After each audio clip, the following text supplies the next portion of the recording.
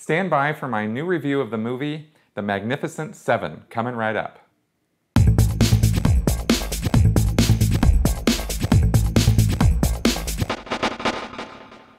The Magnificent Seven has just been released. It is directed by Antoine Fuqua and stars Denzel Washington, Chris Pratt, Peter Sarsgaard, Vincent D'Onofrio, and just a ton of great actors doing really great work.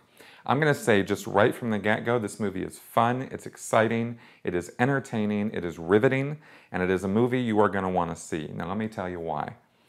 This is a remake of a 1960 Yul Brynner movie, The Magnificent Seven, which itself was a remake of Akira Kurosawa's The Seven Samurai from 1954. Now, The Seven Samurai was a groundbreaking movie in a number of ways. It is arguably the first film that brought together a team of heroes to accomplish a goal. And it's also one of the first movies, if not the first, where one of the heroes of the movie, the central main samurai leader, is shown in an intro scene where he is appealed to. There's a situation, there's a hostage situation, and he is this samurai character, and he shaves his head, and he goes, and he handles the hostage situation, and he comes out, and he's Mr. Badass. And that is, if you recognize the narrative that I'm describing right now, this is pretty much how any hero of any movie, in any action movie ever, since that time, has been introduced. Is there some situation, he goes in and handles it, and now he's established himself as, whoa, Mr. Badass. And that all started, apparently, with The Seven Samurai. This was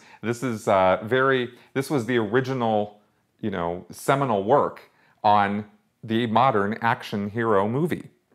And of course, it didn't, 6 years later, they remade it in the United States with The Magnificent Seven.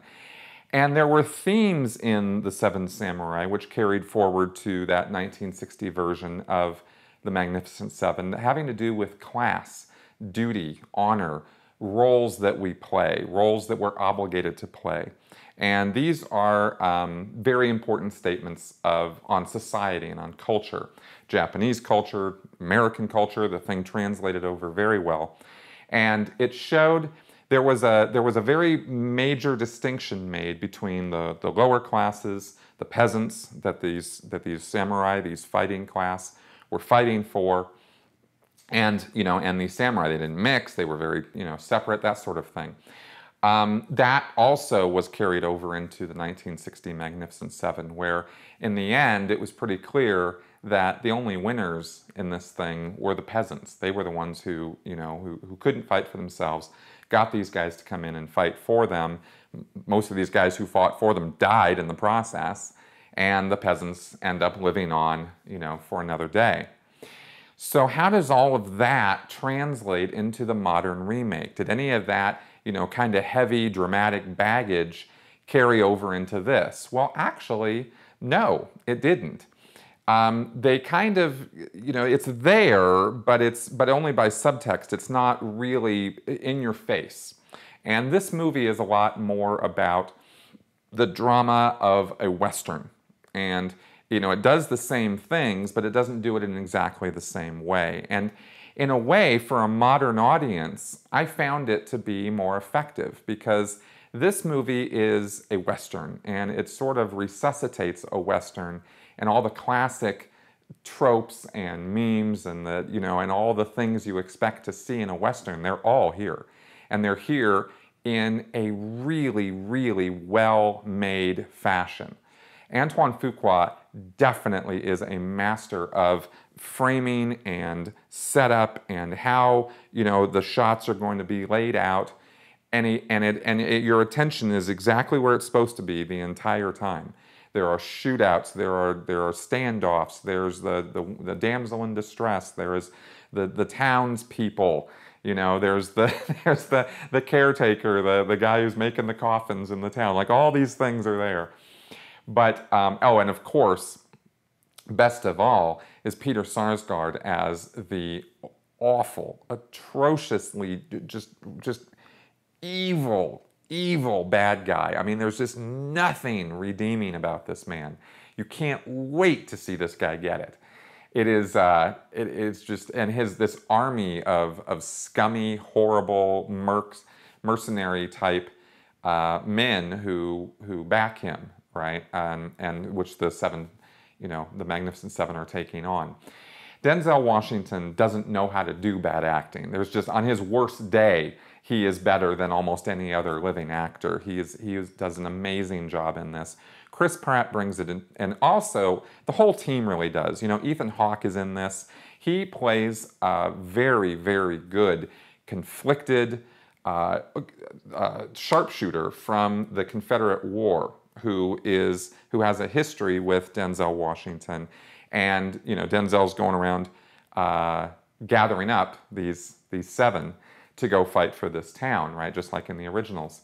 And Ethan Hawke is a character that he's got a past with, and he does a really good job of playing this PTSD type infected person. But it's not over the top. It's not weird. It doesn't come across as corny. It's just good.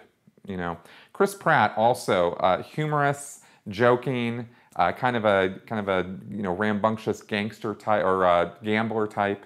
He does a great job in this, and altogether the team, altogether Vincent D'Onofrio, big bear of a man. You've seen him in Daredevil. He's been in lots of movies, and his voice, the voice, I don't even want to spoil it. I want you to see it, but it's amazing. How every character has their own unique talents and traits and drawbacks, and they're all presented with, in good time. They're not, they don't come across, well, they come across a little bit as caricatures, but not totally, right? So, and all together, of course, they make this team who fight for this town. The conflicts are great. The pacing is great. There's no points during this movie where you're going to be bored, where you're going to be looking at your watch, where you're going to be wondering, when is this thing going to get to the climax? Everything that goes along the way just brings you along with it.